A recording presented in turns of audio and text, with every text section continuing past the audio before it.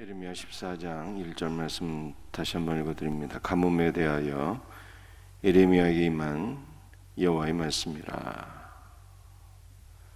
여러분들, 이 가뭄에 관한 말씀인데요, 이 가뭄이 어디에 임한 것입니까? 2절 말씀을 보면 유다가 슬퍼하며 성문의 무리가 피곤하여 땅 위에서 애통하니 예루살렘의 부르짖음이 위로 오르도다.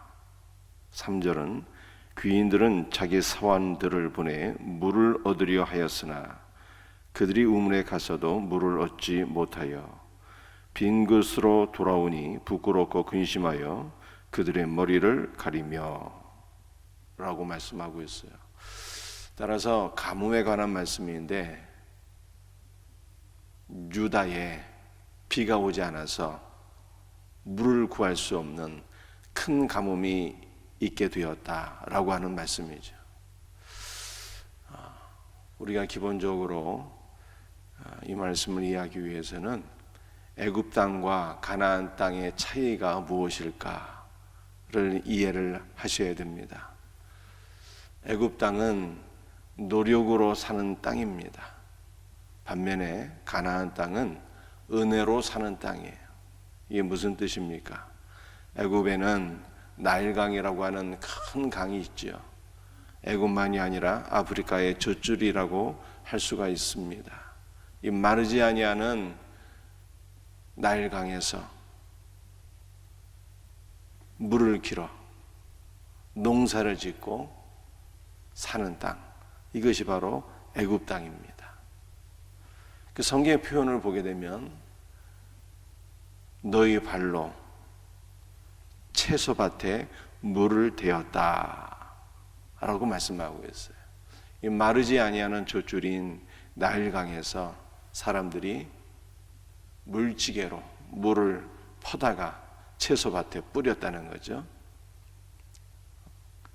물지개를 등에 지고 발로 걸어서 나일강에 가서 물을 지고 혹은 자기 밭에 다시 돌아가서 물을 뿌리고 농사를 짓는 모습을 생각할 수가 있겠습니다. 그렇지 않으면은요, 이 나일강에 풍차가 있어서 발로 작은 풍차를 돌려서 그 수로를 통하여 자기 밭에 물을 공급하는 모습을 우리가 상상할 수가 있습니다. 아무튼 자기 발로 노력해서 물지개를 지든지 혹은 풍차를 돌리든지 나일강에서 자기 발로 자기 노력으로 자기 밭에 물을 공급함으로 농사를 짓는 이러한 삶이 바로 애굽에서의 삶이었어요. 노력해서 노력의 결과를 얻는 땅, 그것이 바로 애굽 땅이에요. 그러나 가나안 땅은 노력으로 사는 땅이 아닙니다. 나일과 같은 큰 강도 없고요. 가나안 땅은 노력으로 사는 땅이 아니라 은혜로 사는 땅이죠. 무슨 뜻입니까? 하나님께서 하늘에서 비를 내려주셔서 은혜의 단비를 내려주셔서 그 은혜로 사는 땅이다 이 말이에요. 이른비를 내려주시고 장대비를 내려주시고 늦은 비를 내려주셔서 하나님께서 하늘에서 내려주시는 그 은혜의 단비로 농사를 지으며 사는 땅이에요. 두 가지 농사를 지었죠. 밀과 보리 농사를 지었고요. 5가지 과일 농사를 지었는데 포도, 올리브, 무화과, 대추, 야자나무, 석류나무, 이 5가지 과일 농사를 짓게 되었어요. 도합 7가지입니다. 7은 완전을 가리키는 것이죠. 그리스도의 풍성한 생명을 가리키는 것입니다. 그래서 우리가 은혜의 단비를 날마다 공급받게 될 때 우리 안에 그리스도의 생명이 충만하게 넘치게 되는 것입니다. 이와 같은 은혜가 있기를 주 예수의 이름으로 축복합니다. 그런데 이 가나안 땅은 이처럼 은혜로 사는 땅인데, 애굽은 노력으로 사는 땅이요, 가나안은 은혜로 사는 땅인데, 문제는 무엇입니까? 하나님께서 은혜의 담배를 내려주시면 가나안 땅은 농사짓기에 최적화된 땅이라, 젖과 꿀이 흐르는 땅이라 풍성한 열매가 맺게 되는데, 문제는요, 하나님께서 은혜의 담비를 내려주지 않으면 어떻게 됩니까? 큰 문제가 발생하는 거예요.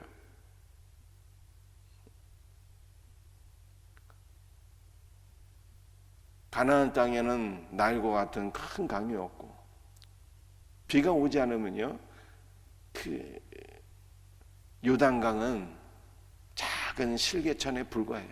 아주 말라버립니다. 비가 오지 않으면. 그 비가 오지 않으면 물을 전혀 구할 수 없는 땅이 바로 가나안 땅이에요. 사람도 살 수 없고, 짐승도 살 수가 없고, 농사는 전혀 지을 수가 없고, 굶주려 죽을 수밖에 없어요. 그런데 그 끔찍한 상황이 바로 오늘 에레미야 14장에서 발생했다는 거예요. 가뭄이 오게 되어서 귀인들도 자기의 사환들을 보내온 물을 구하고자 했지만 전혀 물을 구할 수 없는 모습을 우리가 에레미야 14장에서 보게 됩니다. 여러분들, 이 가나안 땅은 은혜의 땅이라고 말씀드렸잖아요. 그런데 하나님께서 왜 은혜의 담비를 내려주시지 않는 것일까요? 그 이유가 무엇입니까? 그 이유를 우리가 10절에서 발견하게 돼요. 여호와께서 이 백성에 대하여 이와 같이 말씀하시되, 그들이 어그러진 길을 사랑하여 그들의 발을 멈추지 아니하므로 여호와께서 그들을 받지 아니하고 이제 그들의 죄를 기억하시고 그 죄를 벌하시리라 하시고. 여러분들, 이게 무슨 뜻일까요? 10절 말씀을 보면 유다 백성들이 어그러진 길을 사랑했다라고 말씀하고 있어요.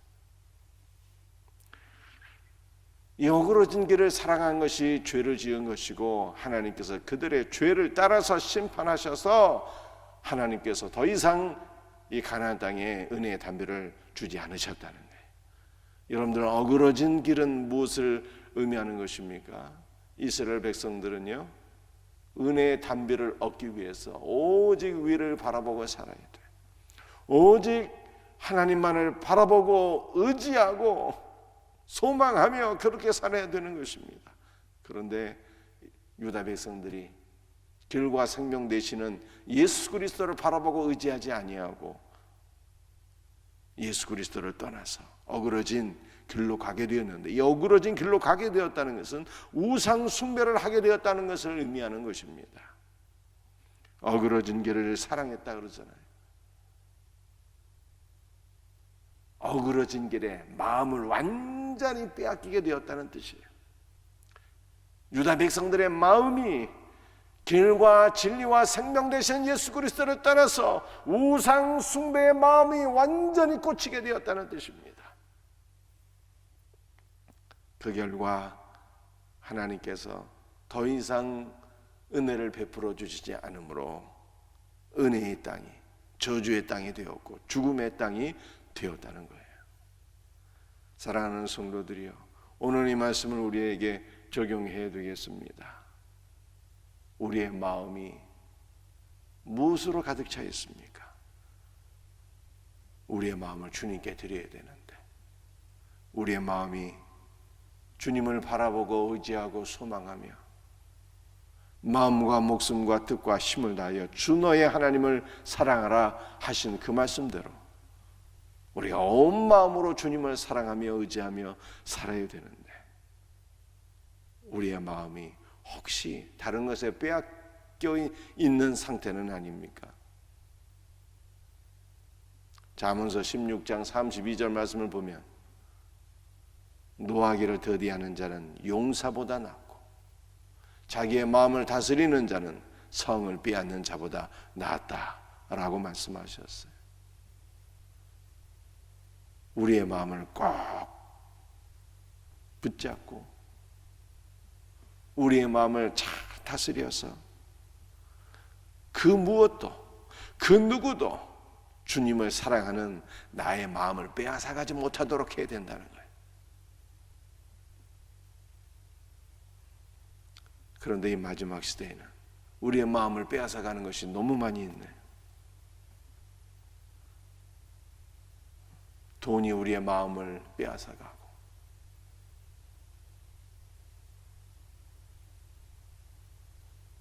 어제는 목양실에서 야고보서를 다시 읽으면서 잠시 묵상하는 시간을 가졌는데, 야고보서에 이런 말씀이 있더라고요.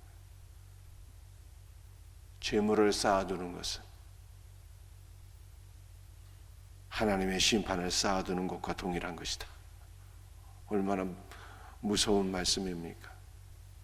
불의한 방법으로 재물을 축적하거나 가난한 자를 긍휼히 여기지 못하고 오직 나만을 위해서 재물을 쌓아두는 것은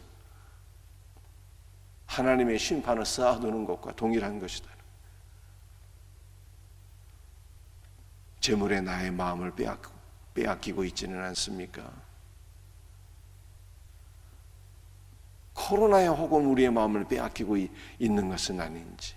너무나도 많은 분들이 코로나를 두려워해서 코로나의 마음을 빼앗기고 살아계신 하나님, 길과 진리와 생명 되시는 주 예수 그리스도를 신뢰하지 못하고 주님 앞에 나오지 못하는 이 안타까운 상황을 우리가 보게 되는 것 아니겠어요? 또는 세상을 너무 사랑해서 마가처럼 세상을 사랑해서 사명을 버리고 떠나는 자들이 너무 많이 있는 이 마지막 때 같아. 우상이 우리의 마음을 사로잡고 있는 것은 아닌지, 때로는 사람이 나의 마음을 사로잡고 있는 것은 아닌지, 여러분들 우리의 마음을 사로잡고 있는 것이 너무나도 많이 있어요. 이 마지막 시대에 하나님께서는 우리의 마음을 요구하시는 거예요. 우리의 마음이 어그러진 길로 가지 아니하고 우리의 마음을 주님께 드릴 수 있는 은혜가 있어야 되죠.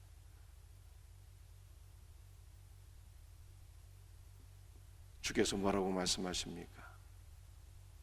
사람은 외모를 보거니와 나 여호와는 중심을 보느니라 라고 말씀. 우리의 마음 중심을 보신다잖아요.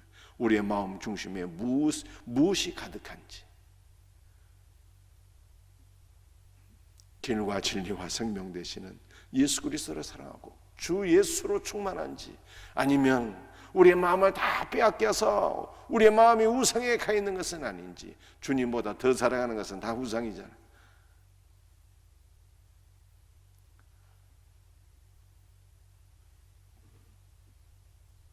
우리의 마음이 중요한 것이죠. 그러므로 오늘 본문 말씀 22절에 이렇게 얘기하고 있어요.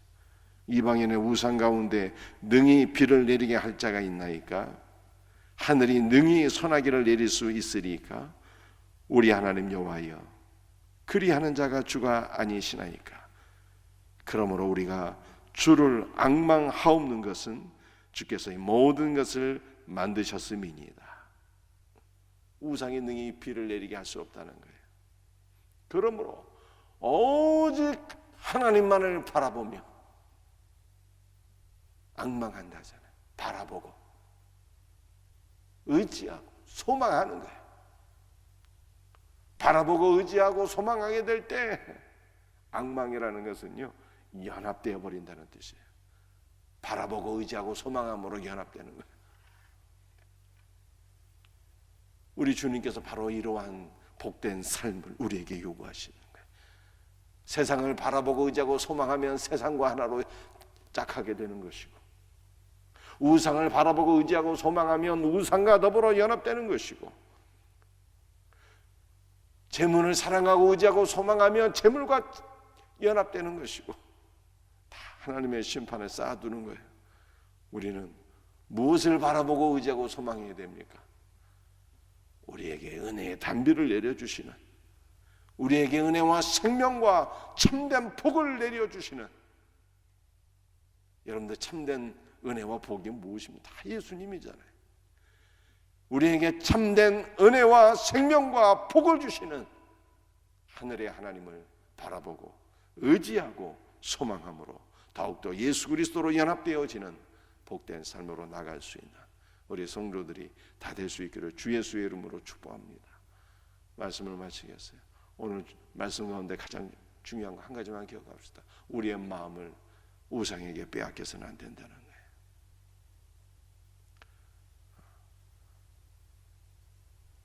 노하기를 더디하는 자는 용사보다 낫고 자기의 마음을 다스리는 자는 성을 빼앗는 자보다 낫다고 하신 말씀을 기억하면서 주여 우리의 마음을 다스려 주옵소서. 우리의 마음을 꼭 붙잡아 주셔서 우리의 마음을 그 어떤 곳에도 빼앗기지 말게 하시고 우리의 마음이 길과 진리와 생명 되시는 예수 그리스도만을 사랑하며 섬기게 하소서. 기도할 수 있는 은혜가 있기를 주 예수의 이름으로 축복합니다. 기도하십시다.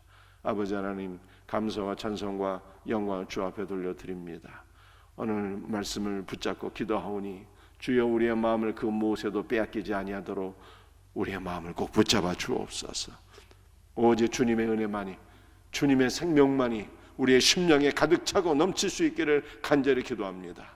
마음과 목숨과 뜻과 힘을 다하여 주 너의 하나님을 사랑하라 말씀하신 그 말씀 그대로 오직 주님만을 바라보고 의지하고 사랑하며 살아가게 하여 주시옵소서. 우리의 모든 것이 다 주님의 것입니다. 우리의 마음도 주님의 것입니다. 우리의 물질도 주님의 것입니다. 우리의 삶 전체가 주님의 것입니다. 이 모든 것을 주님께 드리며 우리의 마음을 주님께 드리며 주님만을 소망하며 살아가게 하소서. 주 예수여, 오늘도 우리의 심령 가운데 주의 은혜를 부어 주시옵소서. 주의 성령으로 충만하게 채워 주시옵소서. 모든 것을 감사합니다. 주여, 우리 사랑하는 성도들 오늘 이 새벽에도 안수하시고 치료하시고 회복의 영을 부어 주시옵소서. 감사하오며 거룩하신 예수 그리스도의 이름 받들어 간절히 기도드립니다. 아멘.